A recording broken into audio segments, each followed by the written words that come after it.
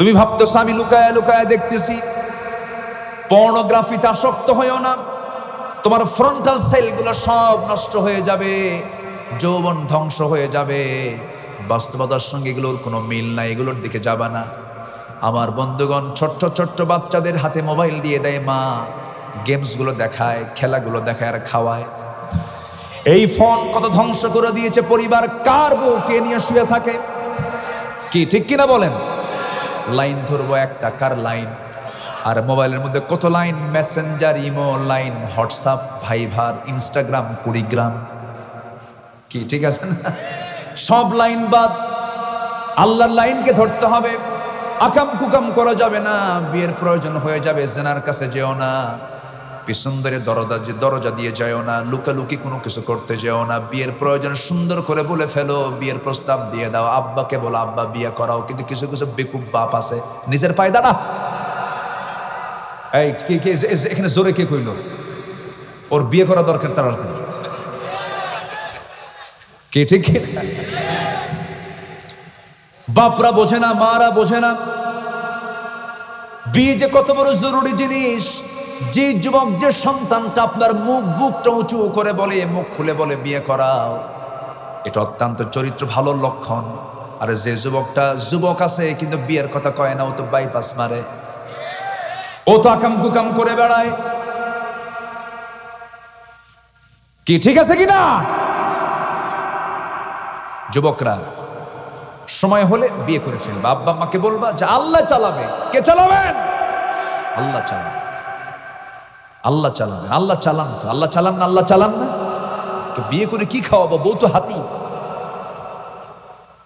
একজনেরটা দুজন ভাগ করে খাবেন, একজনেরটা দুজন ভাগ করে খাবেন। হাদিস আছে না নাই? হাদিস আছে না নাই? আচ্ছা, একটু মনোযোগ দিয়ে কথাগুলো শোনেন, রাখেন, একটু কান লাগাবেন। আমার নবীজি বিয়ের পক্ষে ছিলেন, বিয়েটাকে সহজ করেছেন রাসূল। আমার নবীজি বিয়েটাকে এত সহজ করে দিয়েছেন। এক কালো সাহাবী, কি সাহাবী বলেন? কালো সাহাবী। এই কালো সাহাবী নবীর কাছে এসে বলছেন, ইয়া রাসূলুল্লাহ, আমার কি বিয়ে হবে না? রাসূল বললেন, কেন? বহু মেয়ে দেখলাম, বিয়ে হয় না। রাসূল বলছেন, তোমার বিয়ের দায়িত্ব আমি নিলাম। হুজুর, কে? ইবনে ওহাবের মেয়ে আছে, চলে যাও, আমার প্রস্তাব দিয়ে দাও। রাসূল বললেন, সাহাবী বলছেন, না আমি একা যাব না, আমি এমনি এমনি যাব না, দলিল করে দেন। আমার নবীর কাছ থেকে একটা চিঠি লিখিত করে না হলো। এই চিঠিখানা নিয়ে মেয়ের বাবার কাছে গিয়ে বলছে, এ মেয়ের বাপ ইবনে ওহাব, এই চিঠিখানা পড়ো, তাড়াতাড়ি ব্যবস্থা করো। দেখছেন কি অবস্থা? মেয়ের বাবা চিঠিখানা পড়লেন, রাসূল চিঠি পাঠিয়েছেন, সম্মানজনক চিঠি। খুব খুশি হয়ে গেলেন। খুশি হয়ে এবার বলছেন, শোনো, আমার মেয়ের কাছে আগে প্রস্তাবটা দেব, আমার মেয়ে যদি পছন্দ করে হয়ে যাবে। এই কথা শুনে, এই কথা বলেই ভিতরে চলে গেছেন। মেয়েটা পাশে দেওয়াল ঘেঁষে ঘেঁষে সব কথা শুনে নিয়েছে। এবার বলছে, মা তোমার জন্য বিয়ের প্রস্তাব এসেছে, যদি পছন্দ হয় বিয়ে হয়ে যাবে। কিন্তু ছেলেটা কিন্তু কালো, মেয়েটা কাঁদতেছে। এবার বলছে, মা তুমি যেহেতু কাঁদতেছো, বিয়ে দেব না। আব্বা বুঝতে ভুল করেছেন, নবী যাকে পছন্দ করেছেন সেই পুরুষটাই হবে আমার স্বামী। ওই মহিলাটা দারুণ সুন্দরী ছিলেন, কিন্তু কালো ছেলে রাসূল পাঠায়া দিয়েছেন, তিনি তাকেই পছন্দ করে ফেলেছেন। আজকের সমাজে কিছু মহিলা আছে, একটু সুন্দর চেহারা হলে পরে, স্বামী একটু কালো হলে পরে দামাক কম না বেশি? আজ থেকে দামাক কম না বেশি? একটু কিছু লাগলেই বলে যে তুমি একটু আয়নার চেহারা দেখো তো, আমার সঙ্গে তোমার যে বিয়ে হয়েছে তোমার 14 গোষ্ঠীর পাপা। আছে কিনা? আছে কিনা? আবার কিছু পুরুষ আছে, বউটা একটু কালো হয়ে গেছে, মনটা খারাপ, নতুন বিয়া করছে, 3 দিন মাত্র বয়স, 4তম দিনে বাচ্চার মতো কান্দে। কান্দিস কেন? সুমনের বউ দেখতে কত সুন্দর, আমার একটা বউ হলো। দেখেন, নজর গেছে সুমনের বউয়ের দিকে। আপনার বউ কখনো সুন্দর হবে না যদি আপনার নজর যদি অন্যদিকে যায়। আর আপনার নজর যদি আপনি ঠিক রাখেন, আপনার বউ হবে পৃথিবীর সবচাইতে সুন্দরী নারী। আমার মায়েরা খুব খুশি, ভালো করে রাখেন, ওদের নজর ঠিক নেই। আমরা চোখটাকে ঠিক রাখবো। জোরে বলি ইনশাআল্লাহ, আর জোরে বলি ইনশাআল্লাহ। কষ্ট পাচ্ছেন মনে হয়। আমার নবীজির প্রিয় সাহাবী বাইরে দাঁড়ায় আছে, মীর বাপ এসে বলতেছে, এই সাদ, তোমার কপাল খুলে গেছে, আমার মেয়ে রাজি, আমিও রাজি। আবু সাদ সালমি বলছেন, আমিও তো রাজি। নবীর কাছে গিয়ে বলছে, হুজুর আজকে সফল, সব কিছু ওকে, বিয়েটা পড়ায় দেন। কে টাকা আছে? কে না তো। কে টাকা না থাকলে বিয়ে করবা কেমনে? হুজুর টাকার দায়িত্ব দিলে আমার বিয়ে হবে না, অতএব সব যখন আপনি করলেন টাকাটা আপনি দেন, বিয়ে আমি করব। যেরকম সুবহানাল্লাহ। চিন্তা করে দেখেন রাসূল বিয়েটাকে কত ইজি করে দিয়েছেন।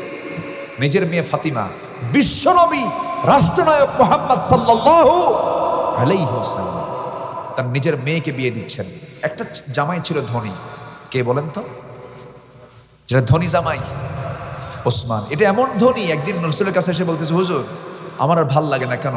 আপনি দোয়া করেন তো আমার সম্পদ যেন কমে যায়। আচ্ছা, কোনো ধনী কি এরকম কয়? বলেন তো, দুনিয়ার কোনো ধনী এরকম কয়? উনি বলতেছে যে হুজুর আপনি একটু দোয়া করেন আমার সম্পদ যেন কমে।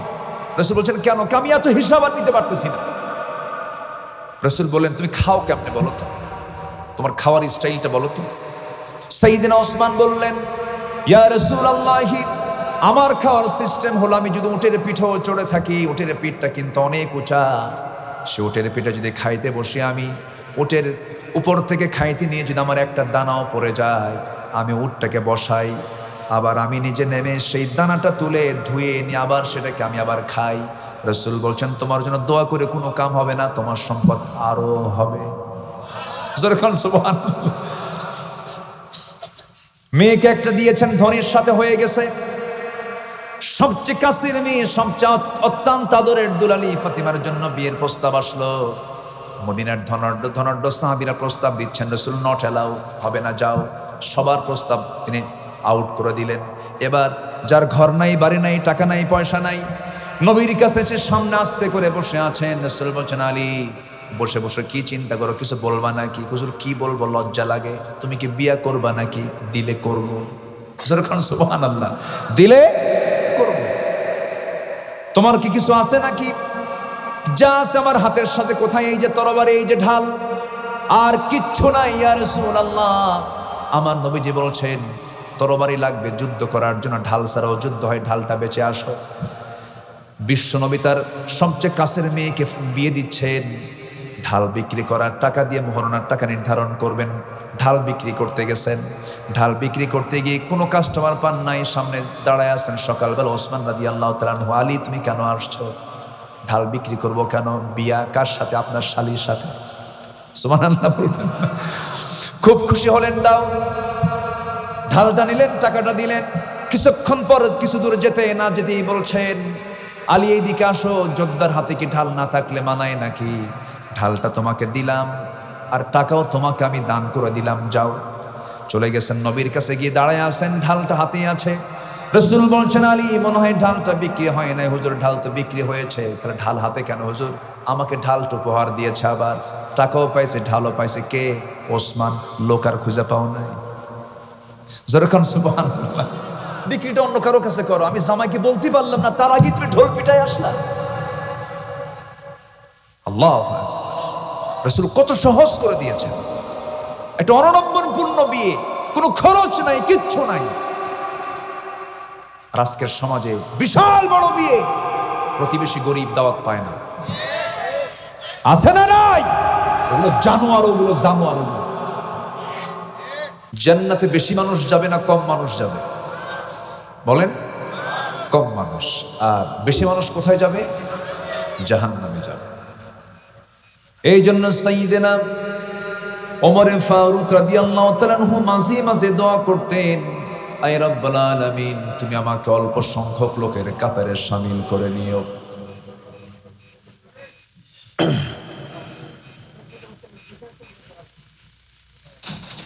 না, এটা দরকার, কিন্তু একটু অসুবিধা হয়, একটু দরকার, তবে একটু মানে অসুবিধা হয়, তাই না? একটু, হ্যাঁ, কোরআন শোনার জন্য একটা আদব লাগে, তাই না? একটা সুন্দর পরিবেশ দরকার। নামাজের পাশে যদি কেউ কথা বলে, এটা ক্ষতি না? বলে হ্যাঁ, না এটাও দরকার, তো এই জন্য কিছু বলতে পারছি না। আমরা সবগুলি ব্যালেন্স করব, জোরে বলি ইনশাআল্লাহ। জি, আমার সঙ্গে কিছুক্ষণ আগে কথা হয়েছে, খুব শরীফ মানুষ, আলহামদুলিল্লাহ, খুব ভালো লেগেছে। সম্মানিত ভাইয়েরা, ওমর ফারুক রাদিয়াল্লাহু আনহু মাঝে মাঝে দোয়া করতেন, আয় আল্লাহ তাআলা তুমি আমাকে অল্প সংখ্যক লোকের কাতারে শামিল করে নিও। তার এই দোয়াটা অনেকেই বুঝতে পারলেন না। প্রশ্ন করা হলো, আমিরুল মুমিনিন আপনি এমন দোয়া করছেন কেন, আমরা বুঝতে পারছি না। তিনি বলছেন, قليلا ما تشكرون قليلا ما تذكرون। অল্প সংখ্যক লোকই মহান রবের শুকর আদায় করে, অল্প সংখ্যক লোকই আমার রবের জিকির করে। জান্নাতেও কম সংখ্যক লোক যাবে, সেই জন্য আমি আল্লাহর কাছে বলি, আল্লাহ তুমি আমাকে অল্প সংখ্যক লোকের কাতারে শামিল করে নাও। তাহলে আমরা কি বেশি লোকের কাতারে যেতে চাই না অল্প লোকের কাতারে যেতে চাই? মাইকওয়ালা একটু টন টন করে, অন্য সাউন্ড চলে আসে, ওই খেয়াল করে কিনা কোথায় আছে, না ঘুমাই গেছে নাকি না আল্লাহ জানে। আমার বন্ধুগণ, সংখ্যাধিক্ষ্যক অধিকাংশ লোক যেদিকে সেই দিকে যাব, এটা আমার জন্য কোনো সূত্র নয়। আমার সূত্র হলো আমাকে ভালো কাজের সঙ্গে থাকতে হবে, বেশি লোক হোক আর কম লোক হোক, ঠিক কিনা? ভালো কাজে আমাকে সহযোগিতা করতে হবে। আল্লাহ রাব্বুল আলামিন বলেন, তাআওয়ানু আলাল বিররি ওয়াত তাকওয়া ওয়া লা তাআওয়ানু আলাল ইসমি ওয়াল উদওয়ান। ভালো কাজে, পুণ্যের কাজে তোমরা সহযোগিতা করো পরস্পরে, যেটা পাপ সেই কাজে তোমরা সহযোগিতা করতে যেও না। কিন্তু দুঃখজনক হলো সত্য, আমরা যে সমাজে বসবাস করি, আমরা যে রাষ্ট্রের আজকে নাগরিক, এই রাষ্ট্রে, এই সমাজে, এই জনপদে ভালো কাজ বেশি না মন্দ কাজ বেশি? বলেন বলেন, মন্দ কাজ। ভালো কাজ করাটাই কঠিন। আপনি সুদের বিরুদ্ধে কথা বলবেন, আপনি অচল হয়ে যাবেন। আপনি জেনার বিরুদ্ধে কথা বলবেন, আপনি অচল হয়ে যাবেন, আপনাকে কথা বলতে দেবে না। এই যে আমি এখানে বসে আছি, অনেক ব্যক্তির মাথা ব্যথা হয়ে আছে, হয়তোবা অনেকে চিন্তায় আছেন, হুজুর কোন দিক দিয়ে যেন কি কয়, বিভিন্ন পেরেশানি। আগে তো কথা বলতেই দিত না, যখন বসতাম দুই পাশে কিরামুন কাতিবিন বসে রাখত, বসে থেকে বলতো, হুজুর এমন ওয়াজ দিবেন যে ওয়াজে দুনিয়ার কোনো প্রসঙ্গ আসবে না, আকাশ নিয়ে কবেন আর কবর নিয়ে কবেন, দুনিয়া আমরা দেখে নেব, ওরা মদ খাবে আর আমরা দোয়া করে দেব। এগুলি চলেছে। সেই চিত্র আর আমার বাংলাদেশে দেখতে চাই না। তরুণ প্রজন্ম পালস বুঝে নিয়েছে, তরুণ প্রজন্ম বুঝতে পেরেছে। আমার আপনার সন্তানরা সিদ্ধান্ত নিয়ে ফেলেছে, আগামীর বাংলাদেশকে আমরা সৎ যোগ্য নেতৃত্ব দিয়ে গড়তে চাই। আল্লাহ কবুল করুন, আল্লাহ কবুল করুন, আল্লাহ কবুল করুন।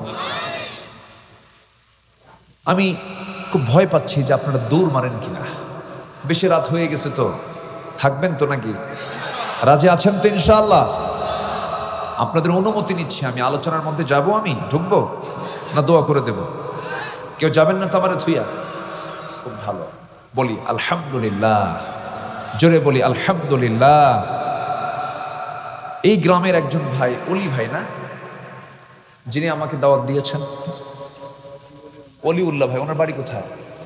পাশে। উনি নওগাঁ গাউসুল আজম কামিল মাদ্রাসার লেকচারার, প্রভাষক। তিনি আমাকে বললেন যে আপনি আসবেন, কিন্তু উনি যে আসেন নাই, আমি জানলে তো আসতামই না। হোস্ট নাই, গেস্ট এসে বসে আছে, এমনি মজা করলাম। অত্যন্ত বিনয়ী মানুষ, উনি দাওয়াত দিয়েছেন, আমি এসেছি। আমি আপনাদেরকে দেখে আমি খুব খুশি হয়েছি, আল্লাহ কবুল করুন, জোরে বলে আমিন।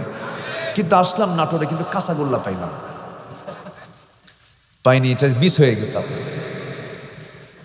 সম্মানিত ভাইয়েরা, সম্মানিত বন্ধুগণ, ভালো কাজের সঙ্গে যদি আমরা সম্পর্ক রাখি, মন্দ কাজ এমনি দূর হয়ে যাবে।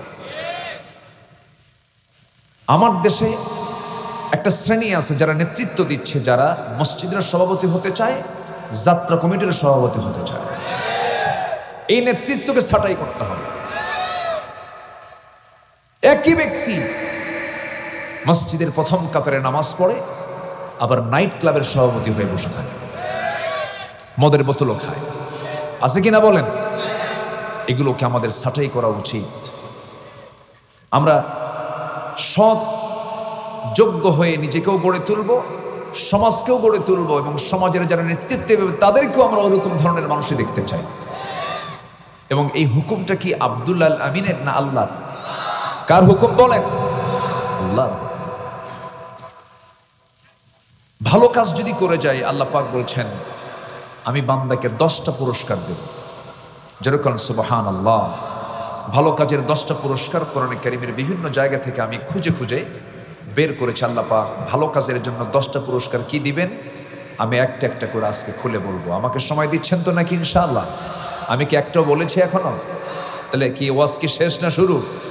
আসেন আমরা লাইনে চলে যাই।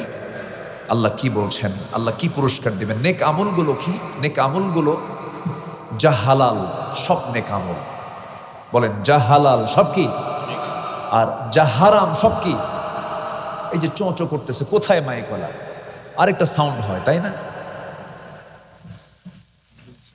যেটা হারাম ওটা হচ্ছে বদ আমল, আর যেটা হালাল সেটা কি বলেন? নেক আমল। হারাম ছেড়ে দেব, হালাল ধরবো, জান্নাত আল্লাহর কাছ থেকে বুঝে নেব। সহজ তো, অঙ্ক তো সহজ। অঙ্ক কি কঠিন না? কিন্তু বান্দা হালালের দিকে বেশি দৌড়ে না হারামের দিকে বেশি দৌড়ে? হারামের দিকে। আল্লাহ রাব্বুল আলামিন হালালটাও ক্লিয়ার করেছেন, আবার হারামটাও ক্লিয়ার করেছেন। কোনটা হালাল কোনটা হারাম। আল হালালু বাইয়িন আল হারামু বাইয়িন। যেরকম বিয়েটা হালাল, বিয়েটা কি বলেন? হালাল। আবার জেনাটা কি বলেন? বলেন বলেন। ব্যবসাটা কি? সুদটা কি? আল্লাহ রাব্বুল আলামিন বলছেন আহাল্লাল্লাহুল বাই'a ওয়া হাররামার রিবা। আমি আল্লাহ রাব্বুল আলামিন ব্যবসাকে হালাল করেছি আর সুদকে করে দিয়েছি হারাম। আল্লাহ পাক এটা ক্লিয়ার করে দিয়েছেন। কিন্তু বান্দা কয় ব্যবসা, সুদ তো ব্যবসার মতোই। দেখেন ও আবার উল্টা যুক্তি দেয়, সুদ তো ব্যবসার মতোই। কিন্তু সুদ কখনো ব্যবসার মতো হবে না, ব্যবসা কখনো সুদের মতো হবে না। সুদকে আল্লাহ রাব্বুল আলামিন এত জঘন্য হিসাবে বান্দার সামনে প্রেজেন্ট করেছেন। সুদের সর্বনিম্ন গুনাহ হলো নিজের মার সঙ্গে জেনা করা। যেরকম নাউযুবিল্লাহ। আমার ওয়াজে কিন্তু আজকে খুব একটা মজা পাবেন না। হালাল হারাম নিয়ে আলোচনা শুরু হচ্ছে তো কেউ উঠবেন না, যিনি উঠবেন ভাববে ওটাই সুদ খায়। একটু বসে থাকেন। আমরা জান্নাত পেতে চাইলে আমাদেরকে খারাপ কাজগুলো ছাড়তে হবে, আর নেক আমল করলে তার 10টা ফলাফল আল্লাহ দিয়ে দিবেন। যেরকম সুবহানাল্লাহ।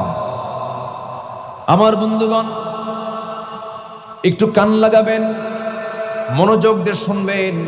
জেনাকে আল্লাহ রাব্বুল আলামিন হারাম করেছেন কেন? জেনা হলে পরে সমাজে সুস্থ না অসুস্থ? সমাজ অসুস্থ হয়ে পড়বে, মানুষ রোগী হয়ে যাবে। এই যে নতুন নতুন রোগের প্রাদুর্ভাব, কোভিড-19 চলে গেল, গোটা পৃথিবী অচল হয়ে থাকলো, এটার মূল কারণ হলো জেনা।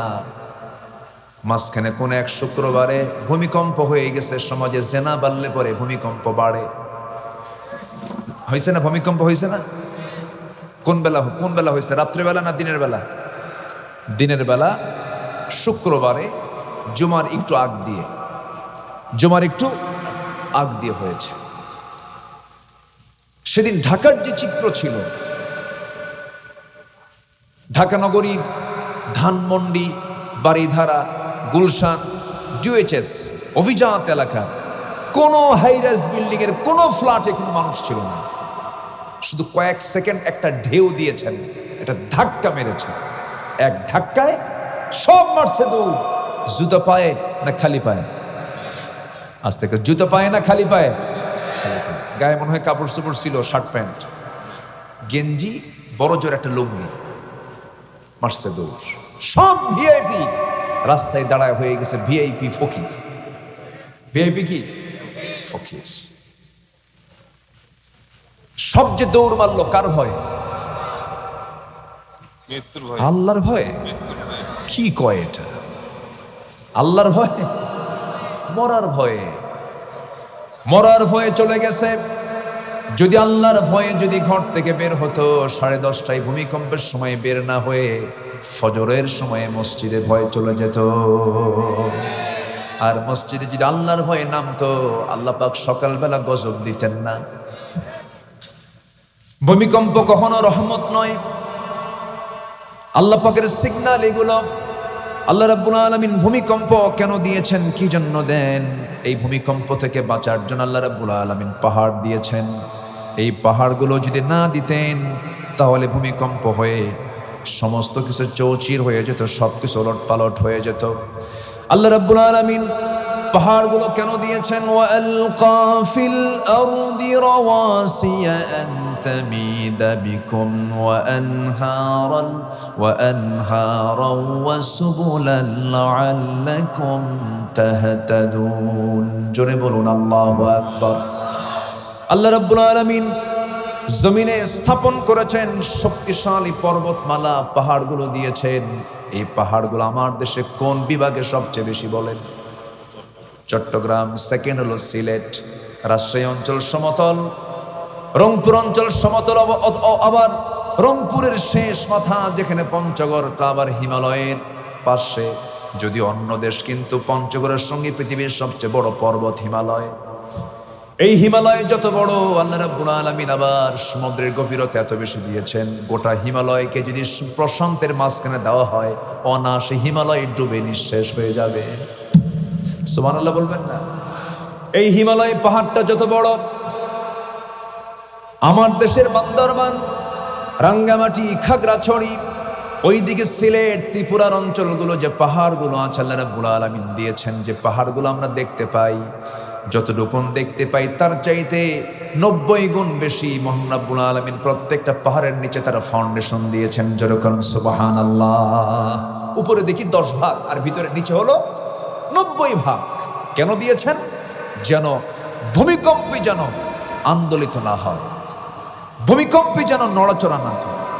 আল্লাহ রাব্বুল আলামিন এই জন্য এই পাহাড়গুলো দিয়েছেন। এই পাহাড়গুলো দিয়েছেন কে? পাহাড় কেটে সমান করে কে? আল্লাহ। আল্লাহ সমান করে, মানুষ কাটে। মানুষ কেটে সমান করে ফেলতেছে, বিল ঝিল সব মিশায় ফেলতেছে। আল্লাহ রাব্বুল আলামিন বলেন, যাহারাল ফাসাদু ফিল বাররি ওয়াল বাহরি বিমা কাসাবাত আইদিন নাস। জমিনে যত ফাসাদ আমরা দেখতে পাই, বিপর্যয় দেখতে পাই, সব বান্দার হাতের কামাই।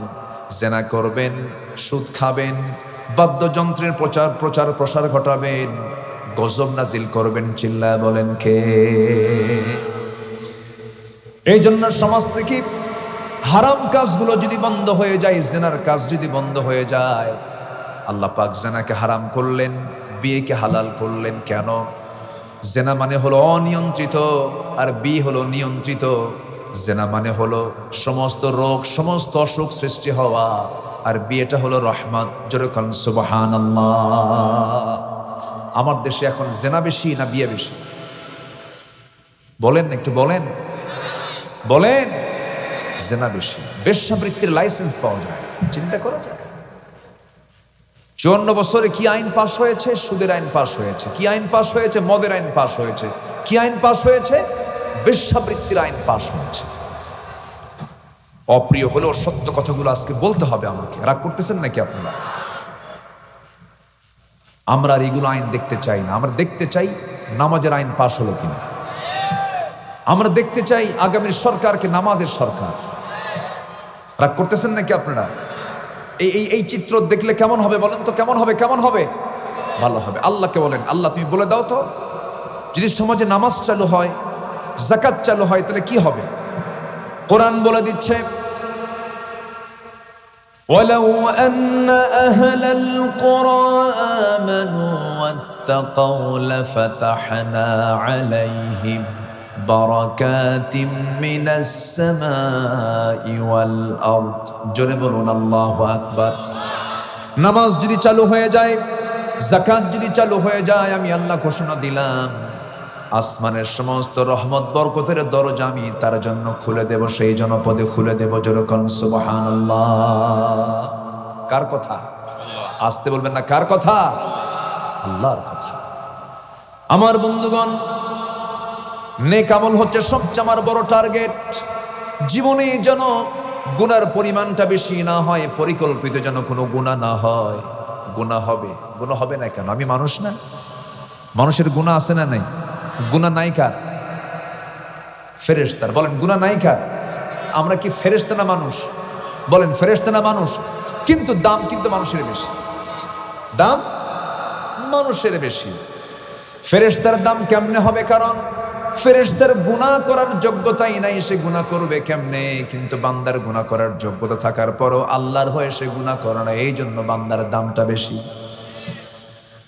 আমার বন্ধুগণ, সবচাইতে সফল জীবন হলো যে বান্দার জীবনে গুনাহ কম, নেক আমলের পরিমাণটা বেশি। তবে গুনাহ কিন্তু প্ল্যান করে করা যাবে না, হঠাৎ করে হয়ে যেতে পারে। কিন্তু হঠাৎ করে হয়ে যাওয়ার সঙ্গে সঙ্গে ভালো বান্দা যারা চোখের পানি ফেলে দিয়ে আল্লাহর কাছে বলবে, আল্লাহ আমারে মাফ করে দাও। রাত যখন গভীর হয়ে যাবে কি করবে? ওয়াল্লাযীনা ইয়াবিতুনা লিরাব্বিহিম সুজদান ওয়া কিয়ামা ওয়াল্লাযীনা ইয়াকুলুনা রাব্বানা ইসরিফ আন্না আযাবা জাহান্নাম ইন্না আযাবাহা কানা গরামান ইন্নাহা সাআত মুস্তাকাররান ওয়া মুকামা। জোরে বলুন আল্লাহু আকবার। রাত যখন গভীর হয়ে যাবে, সব বান্দা ঘুমিয়ে পড়বে। আল্লাহর যারা খুব কাছের বান্দাগুলো তারা করে কি? তারা মনে করে আল্লাহ তোমার জন্য প্রথম আকাশে এসেছেন। কোন আকাশে? রাত গভীর হলে আল্লাহ পাক প্রথম আকাশে চলে আসেন। আল্লাহ আছেন হলো 7 আকাশের উপরে, তিনি চলে আসেন 12টার পরে প্রথম আকাশের কাছে। আল্লাহু আকবার বলেন। কার জন্য আসে? কার জন্য? আমার জন্য। কার জন্য বলেন? আমার জন্য আসেন। এবং তিনি প্রশ্ন করেন, আলা মিন মুস্তাগফিরিন ফাগফির লাহ, কোন ক্ষমা প্রার্থী আছে আমার কাছে ক্ষমা চাবে, আমি তাকে ক্ষমা করে দেব। কি সুন্দর করে আমার আল্লাহ বলেন। এই জন্য আমার বন্ধুগণ, 5 ওয়াক্ত নামাজ তো পড়বই আমরা। একটা ওয়াক্তের নামাজ কখনো বাদ দেব না, তার নাম হলো তাহাজ্জুদ। যে ব্যক্তি তাহাজ্জুদকে কন্টিনিউ করবে, তার 5 ওয়াক্ত নামাজ কখনো কাজা হবে না। তাহাজ্জুদকে আমরা কন্টিনিউ করব। আল্লাহর সঙ্গে সম্পর্ক না সৃষ্টি হলে পরে কখনোই আমি এই দুনিয়ার জীবনে শান্তি পাবো না। হয়তো ভাববেন টাকা থাকলে শান্তি, বউ থাকলে শান্তি, সমাজে নেতা হয়ে গেলে শান্তি না। আপনি চলে যান তাদের কাছে, কোথাও শান্তি পাবেন না। শান্তির জায়গা একটা হলো কার জিকির। আসতে বলবেন না, কার জিকির? আল্লাহ রাব্বুল আলামিন বলেন, ومن أعرض عن ذكري فإن له معيشة ضنكا ونحشره يوم القيامة أعمى قال رب لم حشرتني أعمى وقد كنت بصيرا। এই আয়াতটা আমাকে দারুণভাবে ভাবায়। মাঝে মাঝে আমি অস্থির হয়ে যাই, একটা যখন পড়ি আমার কাছে কেমন যেন লাগে। আল্লাহ পাক খুব শক্ত ভাষায় বলেছেন। আল্লাহ বলছেন, যে বান্দা আমার জিকির থেকে আমাকে স্মরণ না করে যে বান্দা নিজেকে দূরে রাখবে, আমি তাকে কিয়ামতের দিন আমি তাকে অন্ধ করে তুলব, আর দুনিয়ার জীবনটা আমি তার জন্য সংকীর্ণ করে দেব। দুনিয়ায় কোনো শান্তি থাকবে না, অশান্তির আগুনে দাউ দাউ করে জ্বলবে। বউ থাকবে শান্তি নাই, টাকা থাকবে শান্তি নাই, পয়সা থাকবে শান্তি নাই, সন্তান থাকবে গাঁজা খাবে। কি বুঝতেছেন কি আপনারা? অশান্তির আগুনে দাউ দাউ করে জ্বলবে, আমি তার শান্তি উঠায় নেব এবং তাকে কিয়ামতের দিন অন্ধ করে তুলব।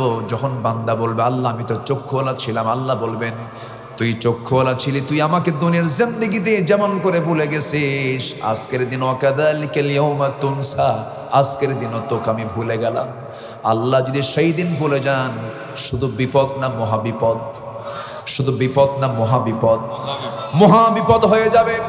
সেই মহাবিপদ থেকে বাঁচার জন্য আমার আল্লাহর জিকিরটা কখনো এক মুহূর্তের জন্য বাদ দেওয়া যাবে না। একজন খলিফার কথা হঠাৎ করে মনে হয়ে গেল। সেই খলিফার নাম হচ্ছে ওমর ফারুক রাদিয়াল্লাহু তাআলা আনহু। কয় নাম্বার খলিফা? বলেন কয় নাম্বার? কয় নাম্বার? 2 নাম্বার খলিফা ছিলেন। বহুদিন আগে, আজ থেকে 20 বছর হবে প্রায়, এক মাহফিলে বললাম, ওমর ফারুককে চিনেন কে? সামনে থেকে একজন দাঁড়ায়, ছোট্ট একটা ছেলে দাঁড়ায় বলল, আমি চিনি। কে? আমাদের বাড়ির দোতলায় ভাড়া থাকে। আমাদের দোতলায় ভাড়া থাকে। এটা কি ভাড়া থাকে? ওমর। আমি ছোট্ট ছেলেটাকে বললাম, তুমি 100-তে 100 পাইছো, তোমার বুদ্ধি যত দূর উত্তরও তত দূর। এই অমর তো সেই অমর নন, অর্ধ জাহানের খলিফা, যার ব্যাপারে মহাত্মা গান্ধী বলেছেন, ভারতের মহাত্মা গান্ধী পর্যন্ত বলতে বাধ্য হয়েছেন, অশান্ত পৃথিবীকে শান্ত করার জন্য মুসলমানদের মতো একজন অমর দরকার পৃথিবীতে। আল্লাহু আকবার। আর সেই মুসলমান আজকে Mao Tsetung, Karl Marx, Lenin, secularism, ন্যাশনালিজমকে কেমন করে গ্রহণ করে? মুসলমান কখনো মানব রচিত আইনকে বিশ্বাস করতে পারে না। আমরা ইসলামকে প্রতিষ্ঠা করতে চাই, কোন ব্যক্তির দলকে আমরা প্রতিষ্ঠা করতে চাই না। আমরা ব্যক্তি পূজা করতে আসিনি দুনিয়াতে, আমরা আল্লাহর ইবাদত করতে এসেছি। 16 বছর শুধু ব্যক্তি পূজাই হয়েছে। পার্লামেন্টে দাঁড়ায় শুধু 10 মিনিট ধরে আমি স্মরণ করছি কুতকুতানে সুলকে নিকাউ যাবে। স্মরণ করবো আকে কাকে? স্মরণ করবো কারে কারে? আল্লাহ ছাড়া আমার কেউ আছে? আল্লাহ ছাড়া কেউ আমার আছে? পৃথিবীর সব স্মরণ মাইনাস হয়ে যাবে।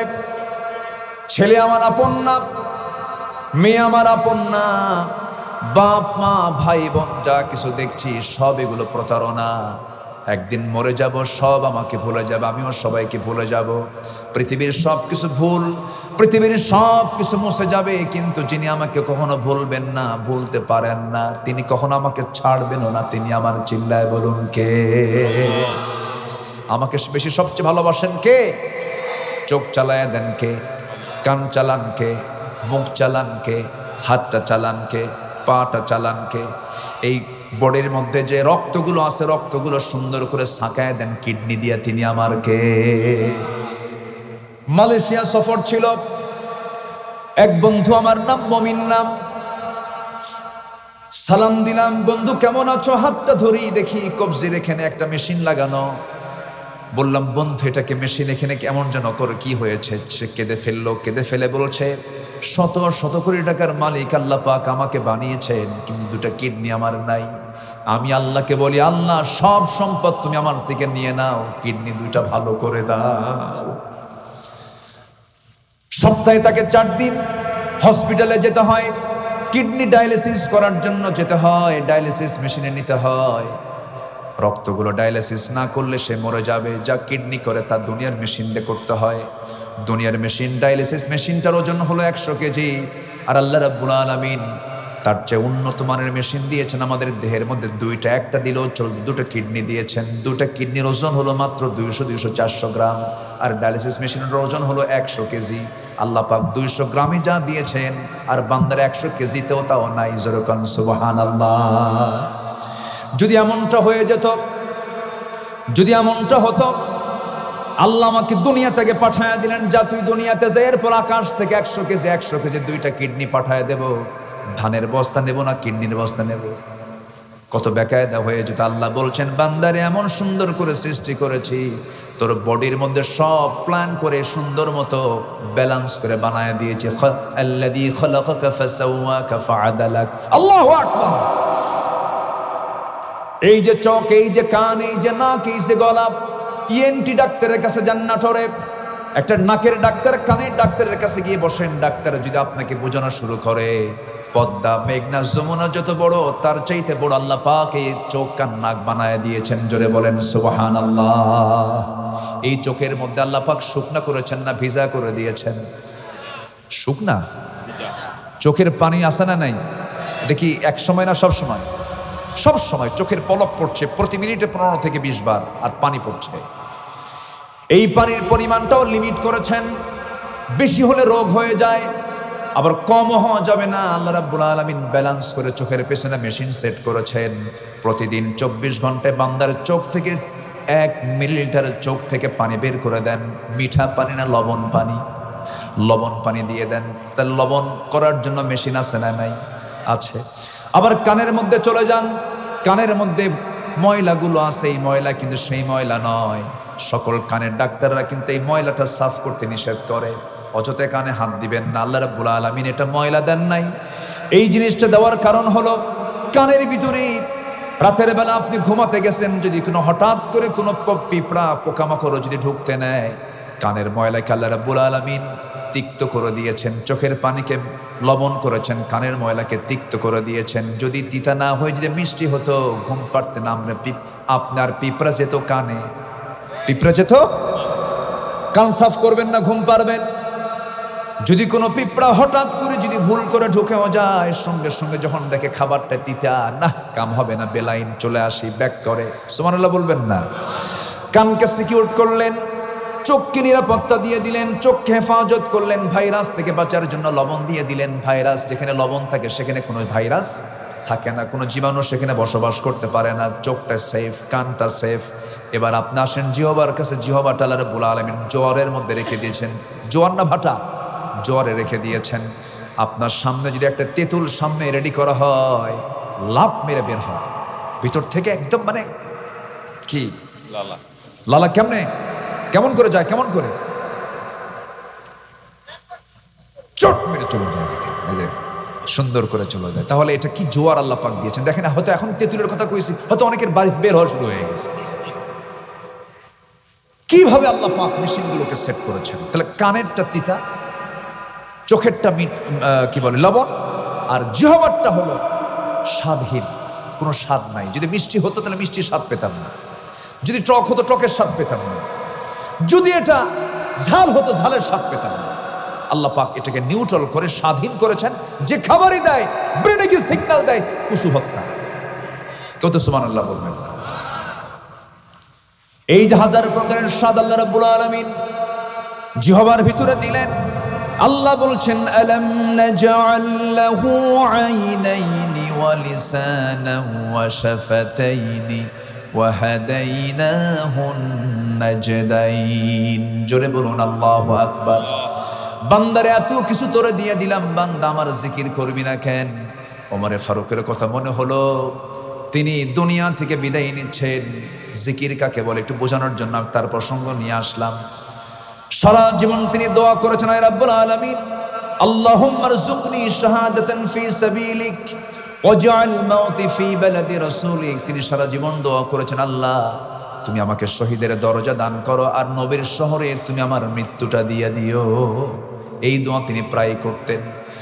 আল্লাহ রাব্বুল আলামিন তার দোয়াটা কবুল করলেন। যদিও মদিনার প্রেক্ষাপটে সেই সময় মদিনায় কোনো যুদ্ধ হওয়ার সম্ভাবনা ছিল না, কারণ বদর হয়ে গেছে, উহুদ হয়ে গেছে, খন্দক হয়ে গেছে, বড় বড় যুদ্ধ হয়ে গেছে, তিহামা অঞ্চল দখল হয়ে গেছে। এখন যুদ্ধ হলে দেশ বিজয়ে যুদ্ধ হবে, কিন্তু মদিনার আশেপাশে কোনো যুদ্ধ লাগবে না। কিন্তু তিনি দোয়া করতেন, আল্লাহ তুমি আমাকে মদিনায় মৃত্যু দিও, শহীদে মওত দান করো। আল্লাহ পাক তার এই দোয়াটাই কবুল করলেন। তিনি করলেন কি, কোন এক ফজরে তিনি নামাজ পড়তে গেলেন। ওমরে ফারুক নামাজ পড়তেন না পড়াতেন? বলেন, পড়তেন না পড়াতেন? তিনি দেশের নাগরিক ছিলেন না শাসক ছিলেন? তিনি একজন শাসক, আবার তিনি আবার মসজিদের ইমাম। তাহলে মসজিদের ইমাম হবে দুইজন না একজন? বলেন, দুইজন না একজন? যিনি শাসক হবেন তিনি ইমাম হবেন। আমরা সামনের শাসককে আমরা ইমামওয়ালা শাসক দেখতে চাই, ঠিক কিনা? এই এক বাক্যের মধ্যে বহু সিগন্যাল আছে। আমার কথা কি বোঝা গেল? বোঝা গেল? বোঝা গেল? বিগত সময় দেখেছি কি বক্তব্য। আগামীকাল ঈদুল আজহার জানাজা নামাজ, শোনেন নাই? শোনেন নাই? এগুলো শোনেন নাই? পার্লামেন্টে এমপি কারি সাহেব যায় নাই, তেলাওয়াত করার দায়িত্ব দিছে স্পিকার। যে কেউ তো নাই, কারি সাহেব আসে না, আপনি যে তেলাওয়াত করেন, এমপি কি তেলাওয়াত করতে দিছে? কেল হে আল্লাহ হে, শয়তান কই তোরছে আমার তেলাওয়াত ভালো আছে। এই সমস্ত অযোগ্য নেতৃত্বের মুখে আমরা জুতা মারি, থুতু মারি। রাগ করছেন? রাগ করা যাবে না। ভুল বারবার করা যাবে না। ভুল বারবার করলে বিপদ হয়ে যাবে।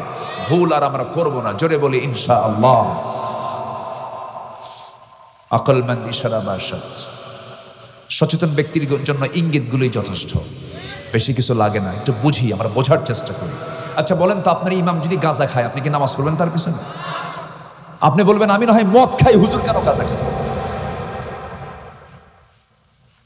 ইমাম কি কত কি দেখি, আমার ইমামের দাড়ি ছোট হলে বলে হুজুরের তাকওয়া ঠিক নাই, দাড়ি ছোট ফাঁসে হুজুর। কি ঠিক কিনা বলেন?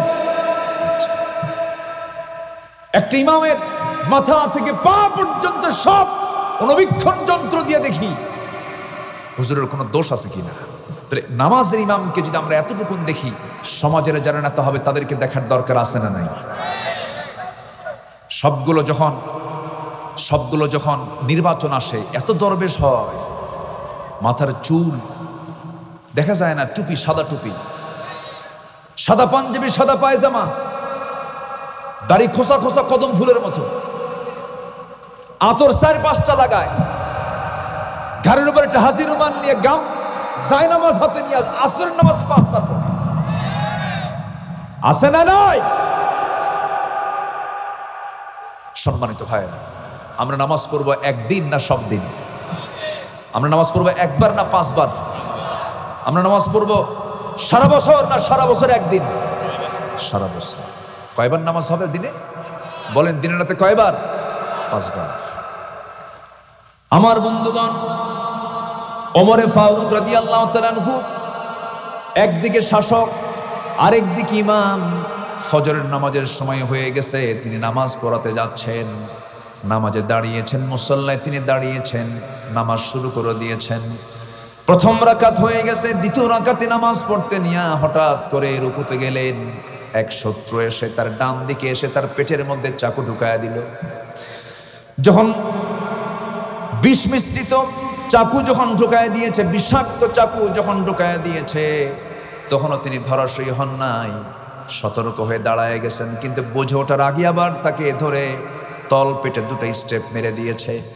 ভুঁড়ি আংশিক বের হয়ে গেছে ওমরে ফারুক রাদিয়াল্লাহু আনহু। তিনি আর নিজেকে নিয়ন্ত্রণ করতে পারলেন না। রক্তাক্ত অবস্থায় তিনি মসজিদে নববীর ভিতরে পড়ে গেলেন। যখন তিনি পড়ে গেলেন, এই সময় সেন্স ছিল না, কয়েক ঘন্টা সেন্স ফিরে পেলেন। সকালবেলা হয়ে গেল, চোখটা মিলেই দেখেন তার কলিজার টুকরার সন্তান আব্দুল্লাহর সামনে দাঁড়ানো। আব্দুল্লাহকে দেখে বলছে, আব্দুল্লাহ রে কান্দো কেন? কেঁদো না, আমার জন্য পানি আনো তো। 1 গ্লাস পানি আনা হলো। 1 গ্লাস পানিটা ওমরে ফারুক দেখেই বলছেন, আব্দুল্লাহ এই পানি কিসের জন্য এনেছো? আপনার পানির জন্য এনেছি, আপনি পান করুন। না রে আব্দুল্লাহ, আমার কোনো তৃষ্ণা নাই, আমার তৃষ্ণা হলো ফজর নামাজ তো হয় নাই, হুজুর পানি নিয়ে এসে দাও। জোরকান সুবহানাল্লাহ। এটার নাম জিকির। এটার নাম কি বলেন? জিকির। হুজুর পানি এনে দাও। হুজুর পানি এনে দেওয়া হলো। কষ্ট করে তিনি ওযু বানালেন। ভুঁড়িটা বের হওয়া, গামছা দিয়ে ভুঁড়িটা বাঁধলেন, গামছা দিয়ে পেটটা বাঁধলেন। নামাজে দাঁড়ায় গেছেন, কিন্তু পারলেন না, মাথা চক্কর মেরে পড়ে গেলেন। শুয়ে ইশারা করে নামাজটা পড়ার পরে বলছে, আব্দুল্লাহ কেঁদো না, কান্দো কেন? তোমার বাবার তো সারা জীবনের দোয়া আজকে কবুল হয়ে যাচ্ছে। তোমার বাবার দোয়া হলো আমি যেন শহীদ হয়ে যেন মদিনায় যেন মারা যাই। আজকে আমি বড় ভাগ্যবান। আমাকে যে আঘাত করেছে সে কোনো মুসলিম নয়, সে একজন অগ্নি পূজক, আবু লুলু মাজুসি। সে আমাকে অ্যাটাক করেছে। আমি একজন অগ্নি পূজকের হাতে শহীদ হয়ে যাচ্ছে। আমি আল্লাহর দরবারে দারুণ কৃতজ্ঞ। আল্লাহ, তুমি আমাকে শহীদের কাতারে শামিল করে নিও। আব্দুল্লাহ, তুমি আমাকে হাসি মুখে বিদায় করে দাও। এই কথা বলি বলছেন, আব্দুল্লাহ কেন্দ্র না কাব্বা, আপনার জন্য ডাক্তার নিয়ে আসছি। ডাক্তার সামনে বসে গেলেন। ডাক্তার বসেই বলতেছে, আমিরুল মুমিনিন, আপনার জন্য আমি 1 গ্লাস দুধ এনেছি, আপনি পান করুন। বিসমিল্লাহ বলে তিনি দুধ পান করলেন, কিন্তু দুধটা পেটের মধ্যে থাকলো না, স্টমাকে রাখতে পারলেন না, কারণ পেটটা ফুটো হয়ে গেছে। ফুটো পেট দিয়ে সব দুধগুলো বাইরে বের হয়ে গেছে। ডাক্তার জিহ্বায় কামড় মেরে বলছেন, ইন্না লিল্লাহ, আমরা কিছুক্ষণের মধ্যে আমরা খলিফাতুল মুসলিমিনকে হারায় ফেলবো, তিনি আর বাঁচবেন না, কোনো উপায় নাই। ওমরে ফারুক মুস্কি মুস্কি হাসি মেরে বলছেন, ওরে ডাক্তার, তুমি আমাকে বাঁচাবা কেমনে? তুমি তোমাকে আর বাঁচাতে পারবে না, কারণ নাকের মধ্যে ওমর জান্নাতের ঘ্রাণ পাওয়া শুরু করেছে। জোরে বলেন সুবহানাল্লাহ, আরো জোরে বলেন সুবহানাল্লাহ। সাইয়েদনা ওমর ফারুক রাদিয়াল্লাহু তাআলা আনহু এরপরে বলছেন, আব্দুল্লাহ, আমার জীবনের একটা বড় শখ, 2 বছর আগে আমার হাতে আমার ভাই বকরকে নবীর কবরের পাশে তাকে শোয়া দিলাম। তার কত বড় ভাগ্য, সৌভাগ্য, আমার নবীর পাশে সে ঘুমাচ্ছে। আমার বড় শখ, আমি নবীর পাশে ঘুমাবো, কিন্তু জায়গা তো আমার না। জায়গার মালিক হচ্ছেন আম্মা জান আয়েশা সিদ্দিকা রাদিয়াল্লাহু তাআলা আনহা তিনি যদি আমাকে না দেন আমি কেমন করে যাব, কেমন করে সেখানে ঘুমাবো? আব্দুল্লাহ একটু যাও তো, আমি রক্তাক্ত অবস্থায় পড়ে আছি, আমি যেতে পারছি না, তুমি একটু গিয়ে বলো আমার আব্বারই অবস্থা, আপনার কাছে এই প্রস্তাব দিয়ে আমাকে পাঠিয়েছে। তার কলেজার টুকরা আব্দুল্লাহ গিয়ে যখন এই জাতীয় প্রস্তাব যখন দিয়ে ফেললেন, মা আম্মা জান আয়েশা চোখের পানিতে সয়লাব হয়ে গেছেন, কাঁদতে কাঁদতে বেকারার হয়ে গেছেন। আহারে, অর্ধজাহানের শাসনকর্তা ওমরে ফারুকের মতো মানুষ আমার কাছে সামান্য একটা জায়গার জন্য আবদার করতেছে, আমার কবরের জায়গাটা আমি বিশ্বজাহানের খলিফা ওমরে ফারুকরে দান করে দিলাম। আমার বন্ধুগণ, এই ছোট্ট ইতিহাস থেকে আমি যে বিষয়টা বুঝতে চাচ্ছিলাম, যত কিছুই হোক না কেন সবাইকে ভুলবো, কিন্তু ভুলবো না যাকে, তিনি আমার। চিল্লায় বলুন কে? কাকে ভোলা যাবে না? সবচেয়ে শ্রেষ্ঠ সৎ আমল, নেক আমল হলো এই নেক আমলটা।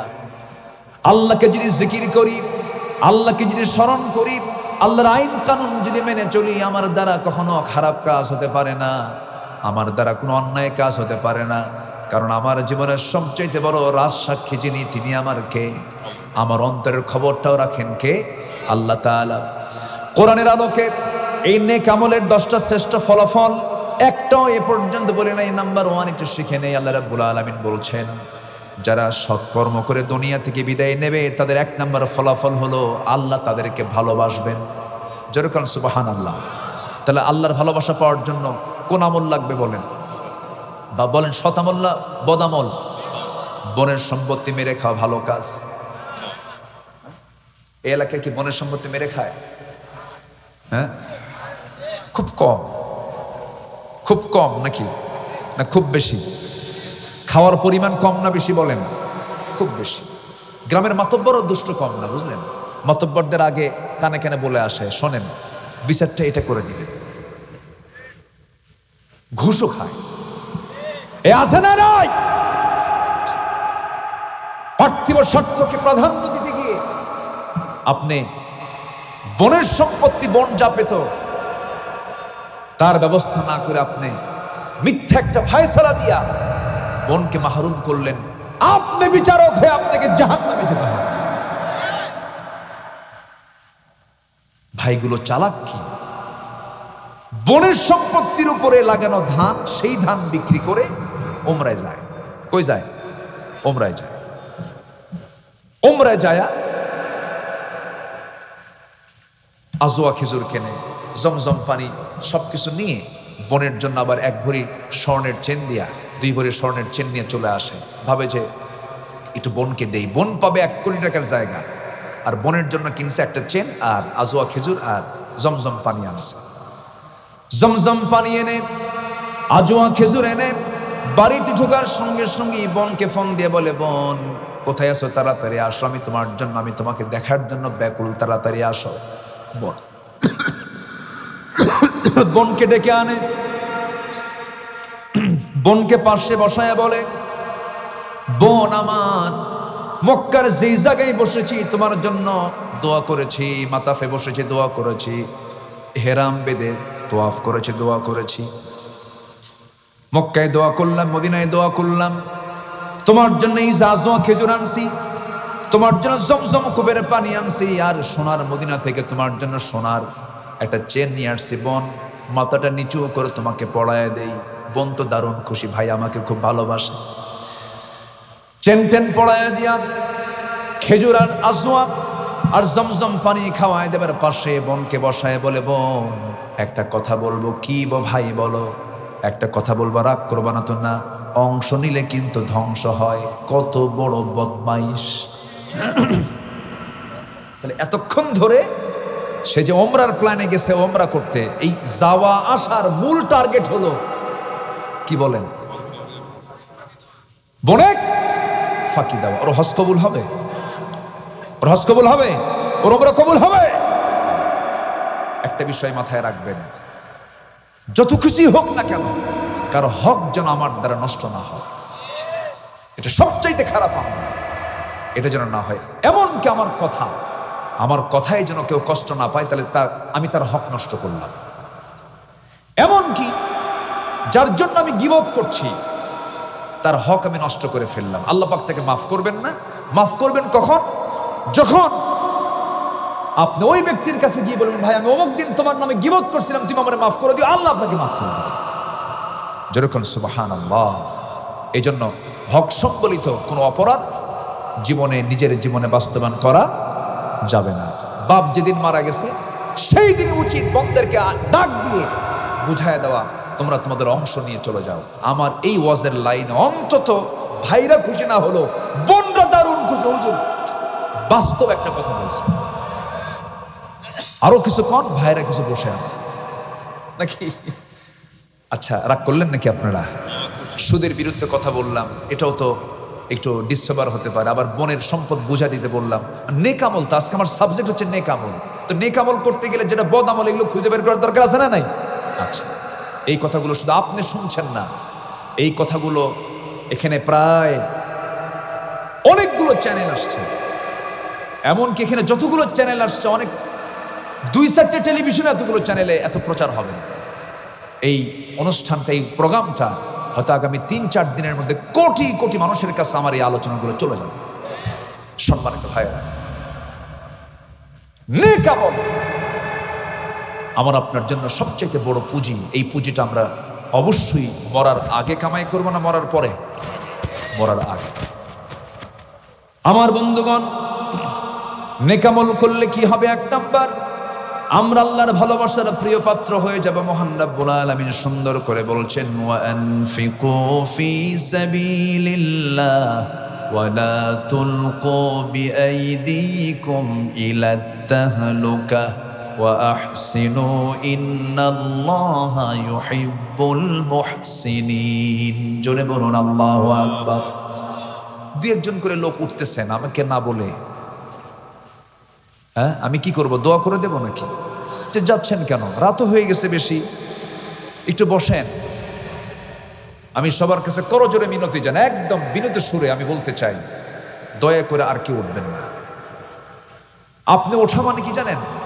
মাহফিলের শৃঙ্খলা কি রক্ষা হলো না ভঙ্গ হলো? ভঙ্গ হয়ে গেল। এটা কিন্তু খেলাফ, আদবের খেলাফ। আমি যোগ্য কেউ না, আমি নিজেকে খুব আমি মনে করি আমি অযোগ্য, আমার সেই যোগ্যতা নাই, নগণ্য গোলাম আমি আল্লাহ। কিন্তু আমাকে আপনারা চেয়ারে বসায় দিয়েছেন, তাহলে আমি এই মঞ্চে বসে আছি, আমি কথা বলছি। বলুন তো উচিত কার আগে ওঠা? আপনার আগে ওঠা না আমার আগে ওঠা? বলেন তো। আমার আগে উঠতে হবে। আমি যখন উঠবো তখন আপনি উঠবেন, এটা হচ্ছে আদব। এটা কি বলেন তো? আদব। শিক্ষক যদি রুমে ক্লাসেই থাকে আর ছাত্র যদি না বলে দৌড় মারে, এটা কি ভালো ছাত্রের অভ্যাস? বলেন তো। এটা কি? একটু বসেন না, কত সময় কত দিকে চলে যায়। একটু বসি আমরা, কষ্ট পেলেন মনে হয় কথায়, একটু বসেন। আর আধা ঘন্টা না হয় 1 ঘন্টা, এই তো কত সময় এদিক সেদিক চলে যায়। এতগুলো কথা বলা লাগতো না যদি আগে ভাগে ওঠা যেত। একটু রাতও হয়েছে, একটু ধৈর্য ধরেন আর একটু সময়। আমি জাস্ট শুধু আপনারা থাকলে আমি কথাগুলো বলতে পারবো, আর এই কথাগুলো কোটি কোটি মানুষ জানবে। একটু আপনার সহযোগিতা চাচ্ছি, একটু বসুন, পড়ুন। একদম অনেক গভীর রাত হয়ে গেছে, আপনাদের কষ্ট হচ্ছে আমি জানি, একটু আমাকে সময় দেন প্লিজ। আমি আর এই ব্যাপারে আর জোর দাবি করব না। আশা করি আমার কথাটা আপনারা শুনবেন ইনশাআল্লাহ। তাহলে আল্লাহ পাক বলছেন, তুমি যদি ভালো আমল করো আমি তোমাকে ভালোবেসে জান্নাতটা বুঝায় দেবো। যেরকম সুবহানাল্লাহ। আল্লাহ যদি কাউকে ভালোবাসেন, তার কি আর ভালোবাসার দরকার আছে কারো? বলেন, কারো দরকার আছে? দুনিয়ার সব ভালোবাসা আপনাকে দেয়, কিন্তু আল্লাহ আপনাকে ভালোবাসেন না, আপনি মাহরুম, আপনি পরাজিত। আমার বন্ধুগণ, নাম্বার 1 চলে গেল। নাম্বার 2 হলো নেক আমল করলে পরে অফুরন্ত নিয়ামতে পরিপূর্ণ জান্নাত আল্লাহ পাক আমাকে আপনাকে দিবেন।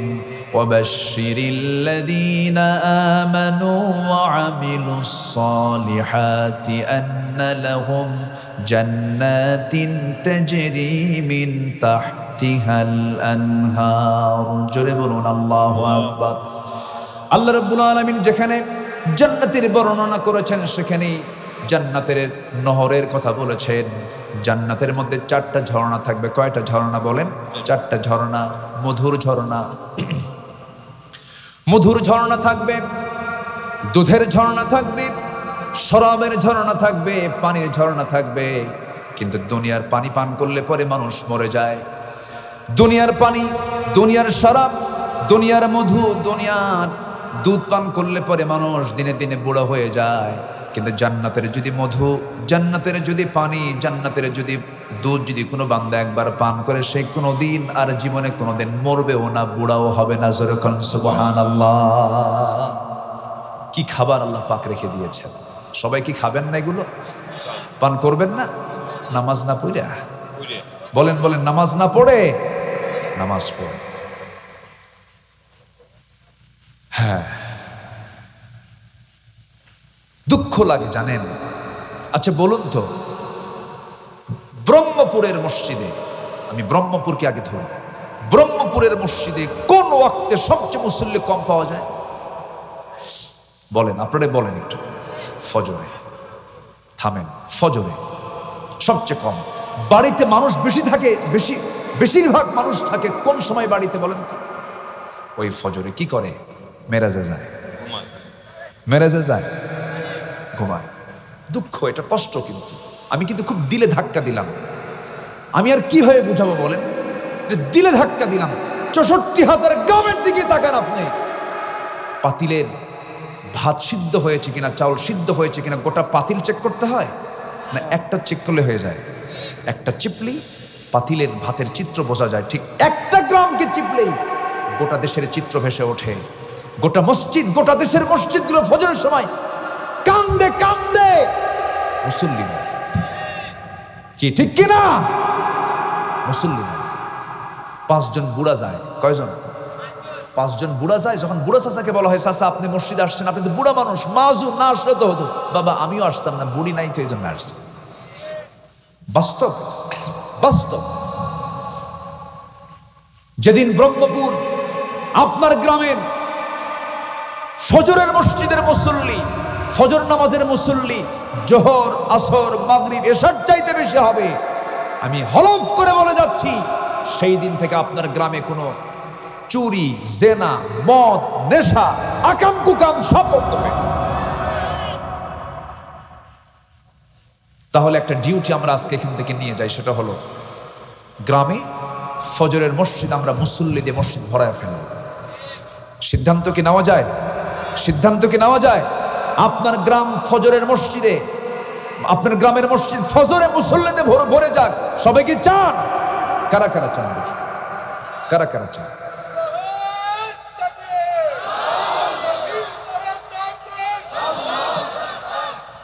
আল্লাহ কবুল করুন। জোরে বলি আমিন। আরো জোরে আমিন, আরো জোরে আমিন। ভাইরে, জান্নাতে যাওয়ার তো একটা পজিশনে আসতে হবে। জাহান্নামে যাওয়ার কারণ কি? কোরআনকে প্রশ্ন করুন, কোরআন বলো তো জাহান্নামে যাওয়ার কারণ কি? কোরআন এক নম্বরই বলছে, ক্বালু লাম নাকু মিনাল মুসাল্লিন, যারা নামাজ পড়ে নাই তারা জাহান্নামে যাবে। এবং সবচাইতে বেশি শাস্তি কাকে দেওয়া হবে কোরআন বলো তো? আল্লাহ বলছেন ফাখালাফা মিন বা'দিহিম খালফুন আদাউস সালাহ, যে ব্যক্তি নামাজকে নষ্ট করবে আমি সবচাইতে বেশি শাস্তি আমি তাকে জাহান্নামে দেব। নামাজ কার হক? আসতে বলবেন না, কার হক এই নামাজ? আজকে আমার দেশে মাত্র ৫% মানুষ নামাজ পড়ে। এই ৫% থাকতো না যদি নামাজ রাষ্ট্রীয় পর্যায়ে কায়েম হয়ে যেত, নামাজি হতো ৯৫%। অতএব সেই নামাজ রাষ্ট্রীয় পর্যায়ে কায়েম হোক। সবাইকে চান? চান কারা কারা? হাত উঁচু করে দেখান মুসলমান।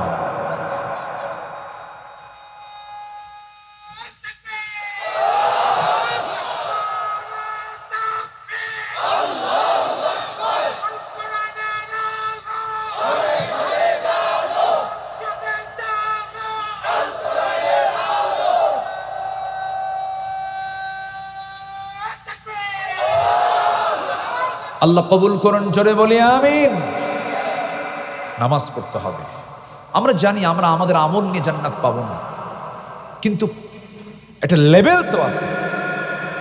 নামাজই পড়ে না, বলেন আল্লাহ তাকে মাফ করবে কেমনে? বলে বউটাকে নিয়ে গোটা দুনিয়া দেখায়, হোন্ডায় তোলে। আসে না এরকম কিছু বদমাইশ? আসে না বদমাইশ? আসে না? নিজের বউ এমন ভাবে সাজায়, মাথা থেকে পা পর্যন্ত, মাথার চুল লাল, ঠোঁটের লিপস্টিক দিয়া লাল, শাড়ি একখান লাল, R15 হোন্ডায় তুললো। আবার ছেলের মাথার চুল কেমন জানেন? এইদিকে চুল নাই, পিছনে চুল নাই, মাথার উপরে দক্ষিণ তালপট্টির দ্বীপ। এই ডিজাইন পাইছো কোথায় বাবা? বলে যে বুঝবেন না হুজুর, এগুলো আধুনিক হালচাল। কার ডিজাইন? কে মেসি, তুমি কি নেইমার, তুমি কি কুত্তা। মাথার চুল, ঠিক আছে না, হাতে একখান বালাও পরে, কানের দুলও পরে, কোমরে বেল্টের তালা, প্যান্ট এমন পরে টান মারলে খুলে পড়ে, নাভির উপরে হচ্ছে প্যান্ট পরার নিয়ম, সেই নাভির নিচে এত নিচে সীমান্ত বর্ণা, যে কোনো মুহূর্তে অ্যাক্সিডেন্ট ঘটতে পারে। এই হচ্ছে প্যান্টের দশা। আর প্যান্ট নতুন কিনে আনে হাঁটু ফাটা। কি ফাটা? হাঁটু ফাটা।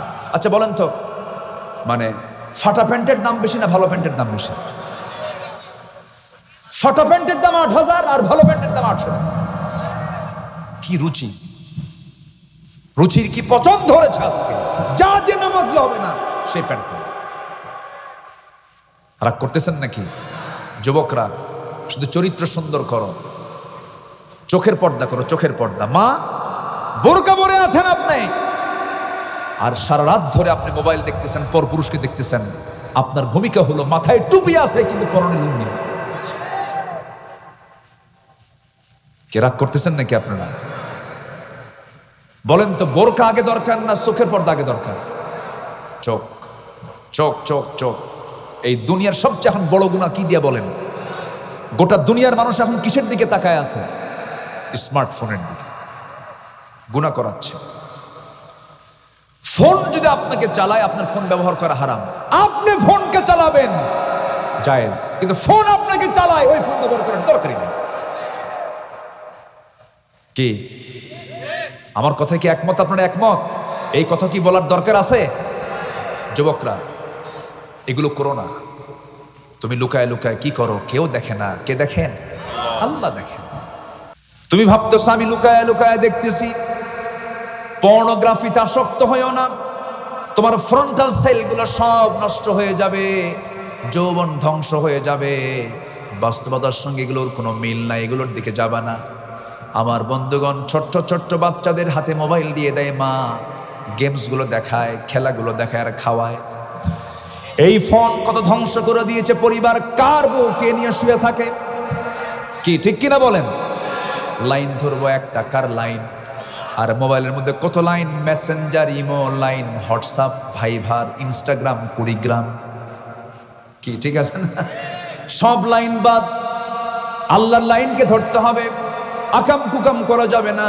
বিয়ের প্রয়োজন হয়ে যাবে, জেনার কাছে যেও না। পিছন ধরে দরজা দিয়ে যাও না। লুকালুকি কোনো কিছু করতে যেও না। বিয়ের প্রয়োজন সুন্দর করে বলে ফেলো, বিয়ের প্রস্তাব দিয়ে দাও। আব্বাকে বলো আব্বা বিয়ে করাও। কিন্তু কিছু কিছু বেকুব বাপ আছে, নিজের পায়ে দাঁড়া।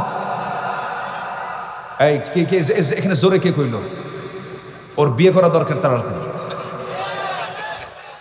কে ঠিক? বাপরা বোঝে না, মারা বোঝে না বিয়ে যে কত বড় জরুরি জিনিস। যে যুবক, যে সন্তানটা আপনার বুকটা উঁচু করে বলে, মুখ খুলে বলে বিয়ে করাও, এটা অত্যন্ত চরিত্র ভালো লক্ষণ। আর যে যুবকটা যুবক আছে কিন্তু বিয়ের কথা কয় না, ও তো বাইপাস মারে, ও তো আকাম কুকাম করে বেড়ায়। কি ঠিক আছে কিনা? যুবকরা সময় হলে বিয়ে করে ফেলবা। আব্বা আম্মাকে বলবা যে আল্লাহ চালাবে। কে চালাবেন? আল্লাহ চালাবে। আল্লাহ চালাবেন। আল্লাহ চালান তো, আল্লাহ চালান না? আল্লাহ চালান না? বিয়ে করে কি খাওয়াবো? বউ তো হাতি। একজনেরটা দুজন ভাগ করে খাবেন, একজনেরটা দুজন ভাগ করে খাবেন। হাদিস আছে না নাই? হাদিস আছে না নাই? আচ্ছা, একটু মনোযোগ দিয়ে কথাগুলো শোনেন, রাখেন, একটু কান লাগাবেন। আমার নবীজি বিয়ের পক্ষে ছিলেন, বিয়েটাকে সহজ করেছেন রাসূল। আমার নবীজি বিয়েটাকে এত সহজ করে দিয়েছেন। এক কালো সাহাবী, কি সাহাবী বলেন? কালো সাহাবী। এই কালো সাহাবী নবীর কাছে এসে বলছেন, ইয়া রাসূলুল্লাহ, আমার কি বিয়ে হবে না? রাসূল বলেন, কেন? বহু মেয়ে দেখলাম, বিয়ে হয় না। রাসূল বলছেন, তোমার বিয়ের দায়িত্ব আমি নিলাম। হুজুর, কে? ইবনে ওহাবের মেয়ে আছে, চলে যাও, আমার প্রস্তাব দিয়ে দাও। রাসূল বললেন, সাহাবী বলছেন, না আমি একা যাব না, আমি এমনি এমনি যাব না, দলিল করে দেন। আমার নবীর কাছ থেকে একটা চিঠি লিখিত করে না হলো। এই চিঠিখানা নিয়ে মেয়ের বাবার কাছে গিয়ে বলছে, এ মেয়ের বাপ ইবনে ওহাব, এই চিঠিখানা পড়ো, তাড়াতাড়ি ব্যবস্থা করো। দেখছেন কি অবস্থা? মেয়ের বাবা চিঠিখানা পড়লেন, রাসূল চিঠি পাঠিয়েছেন, সম্মানজনক চিঠি। খুব খুশি হয়ে গেলেন। খুশি হয়ে এবার বলছেন, শোনো, আমার মেয়ের কাছে আগে প্রস্তাবটা দেব, আমার মেয়ে যদি পছন্দ করে হয়ে যাবে। এই কথা শুনে, এই কথা বলেই ভিতরে চলে গেছেন। মেয়েটা পাশে দেওয়াল ঘেঁষে ঘেঁষে সব কথা শুনে নিয়েছে।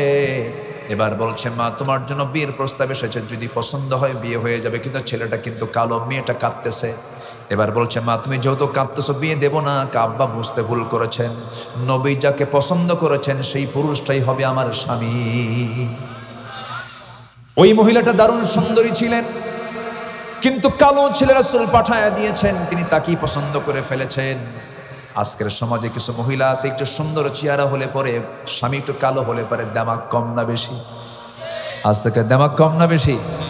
একটু কিছু লাগলেই বলে যে তুমি একটা আয়নার চেহারা দেখো তো, আমার সঙ্গে তোমার যে বিয়ে হয়েছে তোমার 14 গোষ্ঠীর পাপা। আছে কিনা? আছে কিনা? আবার কিছু পুরুষ আছে, বউটা একটু কালো হয়ে গেছে, মনটা খারাপ, নতুন বিয়া করছে, 3 দিন মাত্র বয়স, 4তম দিনে বাচ্চার মতো কান্দে। কান্দিস কেন? সুমনের বউ দেখতে কত সুন্দর, আমার একটা বউ হলো, দেখেন নজর কাছে সুমনের বউয়ের দিকে। আপনার বউ কখনো সুন্দর হবে না যদি আপনার নজর যদি অন্যদিকে যায়। আর আপনার নজর যদি আপনি ঠিক রাখেন, আপনার বউ হবে পৃথিবীর সবচাইতে সুন্দরী নারী। আমার মায়েরা খুব খুশি, ভালো করে রাখেন, ওদের নজর ঠিক নেই। আমরা চোখটাকে ঠিক রাখবো। জোরে বলি ইনশাআল্লাহ, আর জোরে বলি ইনশাআল্লাহ। কষ্ট পাচ্ছেন মনে হয়। আমার নবীজির প্রিয় সাহাবী বাইরে দাঁড়ায় আছে, মীর বাপ এসে বলতেছে, এই সাদ, তোমার কপাল খুলে গেছে, আমার মেয়ে রাজি, আমিও রাজি। আবু সাদ সালমি বলছেন, আমিও তো রাজি। নবীর কাছে গিয়ে বলছে, হুজুর আজকে সফল, সব কিছু ওকে, বিয়েটা পড়ায় দেন। কে টাকা আছে? কে না তো। কে টাকা না থাকলে বিয়ে করবা কেমনে? হুজুর টাকার দায়িত্ব দিলে আমার বিয়ে হবে না, অতএব সব যখন আপনি করলেন, টাকাটা আপনি দেন, বিয়ে আমি করব। যেরকম সুবহানাল্লাহ। চিন্তা করে দেখেন, রাসূল বিয়েটাকে কত ইজি করে দিয়েছেন। নিজের মেয়ে ফাতিমা, বিশ্বনবী রাষ্ট্রনায়ক মুহাম্মদ সাল্লাল্লাহু আলাইহি ওয়াসাল্লাম তার নিজের মেয়েকে বিয়ে দিচ্ছেন। একটা জামাই ছিল ধনী, কে বলেন তো? যেটা ধনী জামাই, ওসমান। এটা এমন ধনী, একদিন রাসূলের কাছে এসে বলতেছে, হুজুর আমার আর ভাল লাগে না, কেন? আপনি দোয়া করেন তো আমার সম্পদ যেন কমে যায়। আচ্ছা, কোন ধনী কি এরকম কয়? বলেন তো, দুনিয়ার কোন ধনী এরকম কয়? উনি বলতেছে যে হুজুর আপনি একটু দোয়া করেন আমার সম্পদ যেন কমে। রাসূল বলছেন, কেন? আমি এত হিসাব আর নিতে পারতেছি না। রাসূল বলেন, তুমি খাও কেমনে বলো তো, তোমার খাওয়ার স্টাইলটা বলো তো। সাইয়েদনা ওসমান বললেন, ইয়া রাসূলুল্লাহ, আমার খাওয়ার সিস্টেম হলো, আমি যদি উটের পিঠেও চড়ে থাকি, উটের পিঠটা কিন্তু অনেক উঁচা, সে উটের পিঠে যদি খাইতে বসে, আমি উটের উপর থেকে খাইতে নিয়ে যদি আমার একটা দানাও পড়ে যায়, আমি উটটাকে বসাই, আবার আমি নিজে নেমে সেই দানাটা তুলে ধুয়ে নিয়ে আবার সেটাকে আমি আবার খাই। রাসূল বলছেন, তোমার জন্য দোয়া করে কোনো কাম হবে না, তোমার সম্পদ আরো হবে। যখন সুবহানাল্লাহ। মেয়েকে একটা দিয়েছেন, ধনীর সাথে হয়ে গেছে, সবচেয়ে কাছের মেয়ে, সবচেয়ে অত্যন্ত আদরের দুলালি ফাতিমার জন্য বিয়ের প্রস্তাব আসলো। মদিনার ধনাঢ্য ধনাঢ্য সাহাবীরা প্রস্তাব দিচ্ছেন, রাসূল নট এলাও, হবে না, যাও। সবার প্রস্তাব তিনি আউট করে দিলেন। এবার যার ঘর নাই, বাড়ি নাই, টাকা নাই, পয়সা নাই, নবীর কাছে এসে সামনে আস্তে করে বসে আছেন। রাসূল বলছেন, আলী বসে বসে কি চিন্তা করো, কিছু বলবা নাকি? হুজুর কি বলবো, লজ্জা লাগে। তুমি কি বিয়া করবা নাকি? দিলে করবো। সুবহানাল্লাহ। দিলে করবো। তোমার কি কিছু আছে নাকি? যা আছে আমার হাতের সাথে। কোথায়? এই যে তরবারি, এই যে ঢাল, আর কিচ্ছু নাই ইয়া রাসূলুল্লাহ। আমার নবীজি বলছেন, তরবারি লাগবে যুদ্ধ করার জন্য, ঢাল ছাড়াও যুদ্ধ হয়, ঢালটা বেঁচে আসো। বিশ্ব নবী তার সবচেয়ে কাছের মেয়েকে বিয়ে দিচ্ছেন, ঢাল বিক্রি করার টাকা দিয়ে মোহরনার টাকা নির্ধারণ করবেন। ঢাল বিক্রি করতে গেছেন, ঢাল বিক্রি করতে গিয়ে কোনো কাস্টমার পান নাই, সামনে দাঁড়ায় আছেন সকালবেলা ওসমান রাদিয়াল্লাহু তাআলা আনহু। আলী তুমি কেন আসছো? ঢাল বিক্রি করব কেন? বিয়া কার সাথে? আপনার শালীর সাথে। সুবহানাল্লাহ বলবেন। খুব খুশি হলেন, দাও। ঢালটা নিলেন, টাকাটা দিলেন। কিছুক্ষণ পর কিছু দূর যেতে না যেতেই বলছেন, আলী এইদিকে আসো, যোদ্ধার হাতে কি ঢাল না থাকলে মানায় নাকি? ঢালটা তোমাকে দিলাম আর টাকাও তোমাকে আমি দান করে দিলাম, যাও। চলে গেছেন, নবীর কাছে গিয়ে দাঁড়ায় আছেন, ঢালটা হাতে আছে। রাসূল বলছেন, আলী মনে হয় ঢালটা বিক্রি হয় নাই। হুজুর ঢাল তো বিক্রি হয়েছে। তাহলে ঢাল হাতে কেন হুজুর? আমাকে ঢালটা উপহার দিয়েছে, আবার টাকাও পাইছে, ঢালও পাইছে। কে? ওসমান। লোক আর খুঁজে পাও নাই? যেরকম সুবহানাল্লাহ। বিক্রিটা অন্য কারো কাছে করো, আমি জামাইকে বলতে পারলাম না, তার আগে তুমি ঢোল পিটায় আসলা। আল্লাহ রাসূল কত সহজ করে দিয়েছেন। একটা অনড়ম্বরপূর্ণ বিয়ে, কোনো খরচ নাই, কিচ্ছু নাই। আর আজকের সমাজে বিশাল বড় বিয়ে, প্রতিবেশী গরিব দাওয়াত পায় না। আছে না নাই? ওগুলো জানোয়ার, ওগুলো জানোয়ার। আজকে আমি ভালো কাজ কি এগুলো বুঝাচ্ছি, এই জন্য এগুলো কথাগুলো আসতেছে। আপনি যেদিন মরে যাবেন, ওই ধনী লোক লন্ডন থেকে আসবে না, ওই গরিব প্রতিবেশী আপনার কবর খনন করার জন্য যাবে। গরিবরে দাওয়াত দেয় না, কিছু দিতে পারবে না। বিয়েতে নেবেন কেন? বিয়েতে কিসের উপর ঢোকন নেবেন আপনি? যে বিয়ের টার্গেট থাকে আমি খরচ করব, ওই অলিমা করার দরকার। ঠিক আছে কিনা বলেন? হিসাব করেন, খরচ কত, উঠবে কত, দেখছেন? আছে কিনা, আছে কিনা, আছে কিনা, আছে কিনা? উচিত কি জানেন? বিয়ের অনুষ্ঠান যারা করবে, কার্ডে লেখা উচিত বিশেষ দ্রষ্টব্য। বিয়ের অনুষ্ঠানে আসবেন, অলিমাতে আসবেন, বিশেষ দ্রষ্টব্য, কিচ্ছু ঢোকন নিয়ে আসবেন, সব অনুষ্ঠান বন্ধ হয়ে যাবে। কার মন খারাপ হবে? ও আচ্ছা আচ্ছা, না না, এটাই বরকত। এটা কি বলেন? এটা কি বলেন? বরকত। রাগ করতেছেন নাকি আপনারা? আলোচনা চালাই, কষ্ট হচ্ছে নাকি আপনাদের? ওমর কি বলে, আমার নবীজির সামনে আলী বলছেন, আলী বিয়ে হয়ে যাবে। ভিতরে গিয়ে বলছেন, মা আমি একটা ছেলে ঠিক করছি, তুমি কি পছন্দ করো? আব্বা আপনার পছন্দ আমার পছন্দ। আল্লাহু আকবার বলে। আর এখনকার মেয়ের বাপরা বলতে পারে, কাব্বা তুমি বোঝো কিছু? ছেলে কি করে? মুখে দাঁড়িয়ে আছে, বাবা শিক্ষিত, ভালো, পরহেজগার, নামাজ পড়ে। কাব্বা দাঁড়িয়ে আছে, ও তো চাচা। হিসাব ক্লিয়ার। কাকে পছন্দ মা বলো? কাব্য ওই জায়গায় একটা ছেলে আছে, মাথার চুলগুলো খুব সুন্দর, কি সুন্দর স্টাইলিস্ট, খুব ভালো। কেমন? ওই যে ওই মার্কা চুল, হাঁটু ফাটা প্যান্ট। আব্বা মাঝে মাঝে একটু বোতল খায়, বোতল আছে না নাই? ইয়াবাখোর, গাঁজাখোরকে পছন্দ হয়, ঠিক কিনা? যুবকরা চরিত্র সুন্দর করো, ভালো বউ পাবা। আর চরিত্র কুত্তার মতো করবা, জানোয়ার একটা আসবে তোমার কাছে। রাগ করতেছ? এগুলি দরকার কথা, এগুলি প্রয়োজন। জীবনটাকে সুন্দর করে সাজাবো, জোরে বলি ইনশাআল্লাহ। নবীজি মেয়েকে বিয়ে দিলেন, বিয়ে দিয়ে বলছেন, মা স্বামীর ঘরে যাচ্ছ, মৃত্যুর দিন পর্যন্ত একটা নালিশ যেন আমার কানে না আসে, যাও। আর এখনকার মেয়ের বাপরা কি কয়, তুই যা, কিছু হলে খেলে ফোন দিবি, খাইয়া ফালাম। আছে না এরকম? আছে না এরকম বাপ? আছে। শান্তি হবে? শান্তি হবে? হবে না। স্বামীর দোষ ধরা জায়েজ নাই, আবার বইয়ের দোষ ধরাও জায়েজ নাই। দুজনের দোষ দুজন ধরবে, কিন্তু কাউকে বলা যাবে না, কাউকে বলা যাবে না। এরকম বেকুব কিছু আছে না পুরুষ, বেকুব কিছু মহিলাও আছে না নাই? বলে ঢোল পিটে বেড়ায়। এগুলো করবেন না। নিজেদের সমস্যার নিজেরা সমাধান করবেন। আপনি এবং স্ত্রী, আপনার দুজন একটা পৃথিবী, একটা পৃথিবী সুন্দর করে মিলায় নিবেন। আলহামদুলিল্লাহ বলেন। ওমর ফাতিমা রাদিয়াল্লাহু নামাজ পড়ছেন একদিন নবীর সামনে বসে বসে। রাসূল বলছেন, ফাতিমা বসে বসে নামাজ পড়ো কেন? কম বয়সী? কাব্বা আপনি না বলেছেন স্বামীর বিরুদ্ধে কোনো নালিশ দেওয়া যাবে না? আমার জামাটার পিছনে ছেঁড়া, তালিযুক্ত, আপনি যদি দেখেন আপনার মন খারাপ হতে পারে, এই জন্য বসে বসে তালি দেখাবো না, এই জন্য বসে বসে নামাজ পড়তেছি। আল্লাহ তুমি আমার এলাকার মাদেরকে কবুল করো, জোরে বলি আল্লাহুম্মা আমিন। আমার মা বোনদেরকে দাদির মতো বানায় দাও। আমার দাদিরা ভালোই ছিল তো, আমার দাদিরা ভালো ছিল না?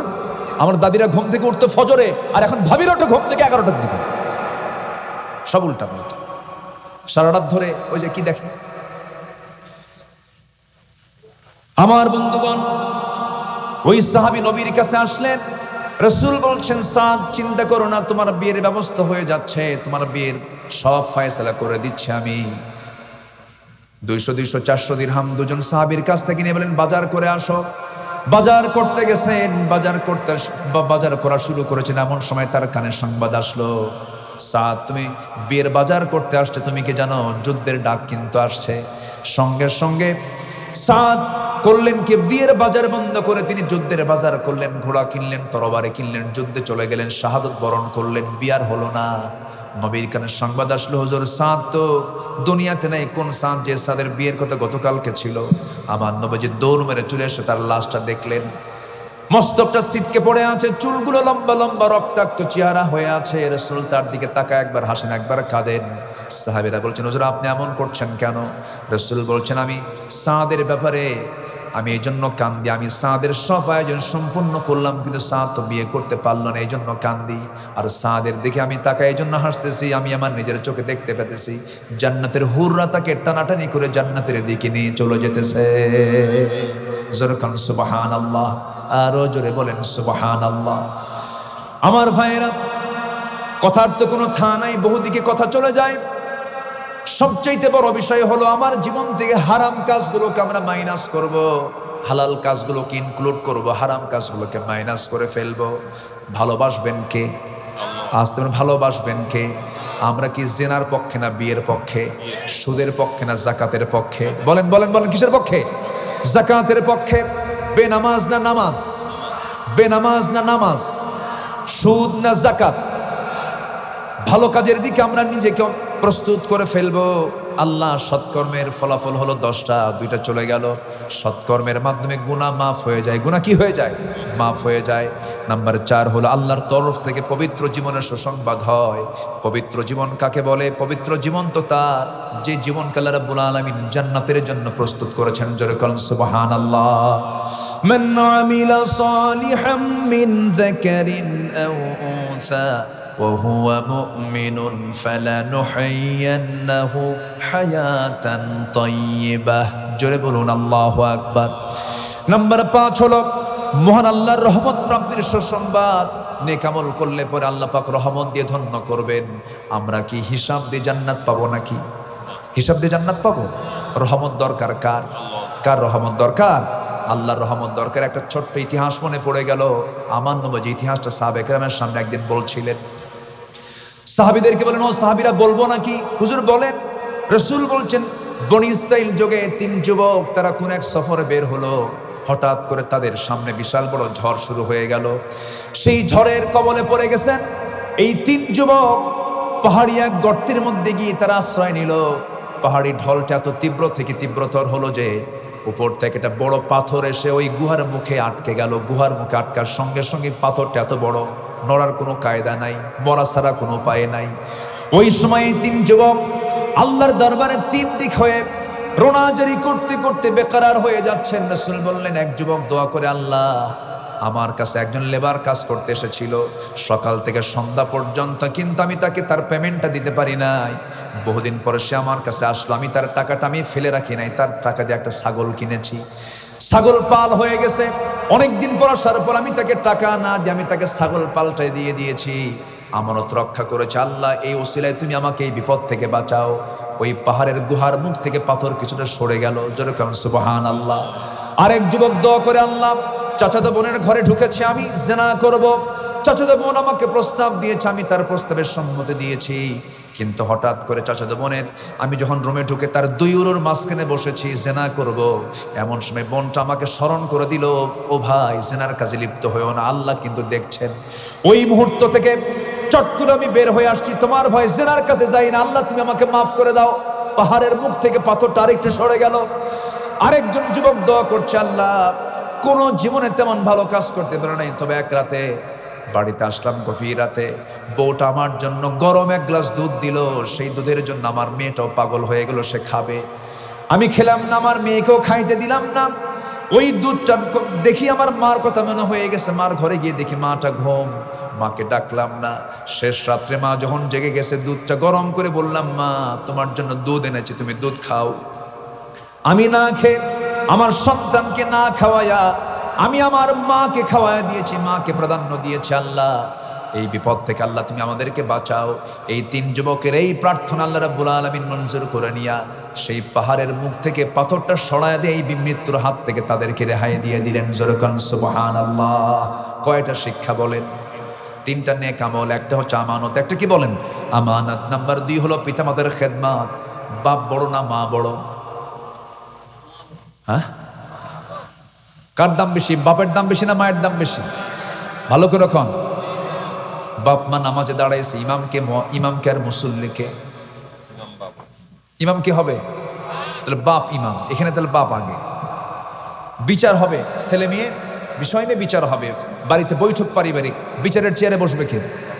তাহলে বাবা বিচারের চেয়ারে বসবে, বাবা ইমাম হবে, তাহলে কে কে বড়? হ্যাঁ, এখন বাপ হয়ে গেছে। বলেন কে বড়? বাপ বড়।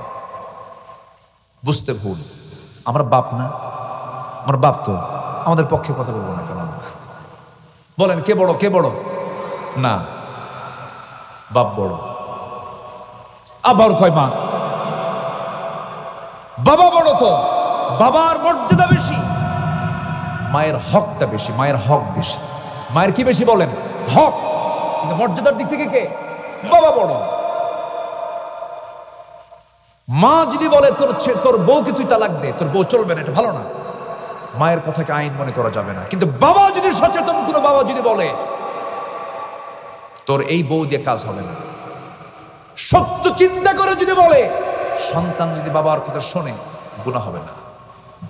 কারণ তিনি আইন, তিনি বিচারপতি। কি কথা কি বুঝতেছেন? এরকম ঘটনা আছে না নাই? ইব্রাহিম আলাইহিস সালাতু ওয়াস সালাম তার ছেলেকে দেখতে গেছেন, ছেলে নাই, ছেলে বউকে বলেন কেমন আছো? ভালো নাই, শুকরিয়া নাই, আদায় নাই, আল্লাহ শুকর নাই। সাইয়েদনা ইব্রাহিম আলাইহিস সালাম বললেন, তোমার স্বামী যখন আসবে ঘরে, বলে দেবে আসামাত্রই যেন ঘরের চৌকাটটা পাল্টায় নেয়। মহিলা ভাবছে মনে হয় ঘরের কোনো দরজার চৌকাট। কথা বোঝেন নাই? আসার সঙ্গে সঙ্গে বলছে, একজন বুড়া লোক আসছিল, কি বলে গেছে? চৌকাট পাল্টাতে। নবীদের তো নবুয়ত সুলভ কথা।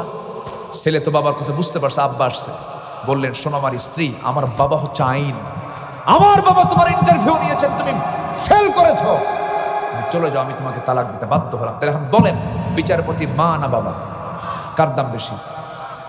আমরা আলহামদুলিল্লাহ দাম বেশি। জি, মায়ের হকটা বেশি। আবার মায়ের আবার মন খারাপ করবে, আবার মায়েদের কষ্ট আছে না নাই? আছে, কোনো অংশই কম না। আচ্ছা, বউ বড় না মা বড়? ভালো করে কারণ বউ বড় না মা বড়? মাহফিলে মা বড়, বাড়িতে বউ বড়। তাই তো, বাড়িতে তো মা বড় না, বাড়িতে বউ বড়। বইয়ের কথায় হুমকি ধামকি দেওয়া, সন্তান মাকে হুমকি ধামকি দেয়, আছে না নাই? এগুলো করা যাবে না, এগুলো বদামল। জাহান্নাম যেতে হবে। কোথায় যেতে হবে? জাহান্নাম। আল্লাহ বোঝার তৌফিক দান করুন, জোরে বলি আমিন। আমি অনেক কষ্ট দিচ্ছি আপনাদের, এত রাত জেগে জেগে আপনাদেরকে কষ্ট করাচ্ছি, আমাকে মাফ করে দিবেন। কষ্ট দিচ্ছেন আপনাদেরকে? কষ্ট পাচ্ছেন না তো?